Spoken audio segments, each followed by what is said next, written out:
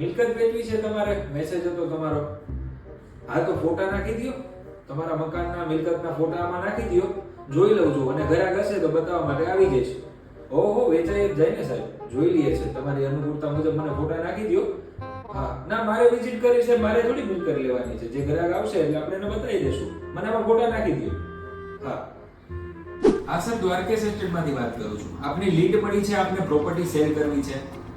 હાજી હા, તો ફર્સ્ટ ઓફ ઓલ મારી ટેકનિકલ ટીમ છે ને આપના પ્રોપર્ટીની મિલકતની વિઝિટ માટે આવશે અને પ્રોપર્ટીનું લોકેશન અને બધી વિગત જોઈ અને પછી એમનું ટાઇટલ ક્લિયર ચેક કરાવશે અમારા પેટેડ એડવોકેટ પાસે. અને મીનવાઇલ વેલ્યુએશન પણ કરી અને વેલ્યુએશન રિપોર્ટ આવ્યા બાદ જે કઈ માર્કેટ પેરિટી આપની કિંમત ગણાતી હશે એ માર્કેટ પેરિટીની મિલકતની કિંમતને અનુલક્ષી અમારી પાસે જે કોઈ ક્લાયન્ટ આવશે એમને આપણે વિઝિટ કરાવશું. આ રીતે અમારી કામ કરવાની મેથડ છે, એટલે હું તમને ફોલોઅપ આપું છું. Thank you. આ બંને વિડીયોનો તફાવત સમજી ગયા હશો.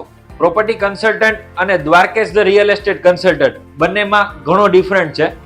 અમારા ગ્રાહક મિત્રો કાયમી માટે કહે છે Dwarkesh estate means deal done.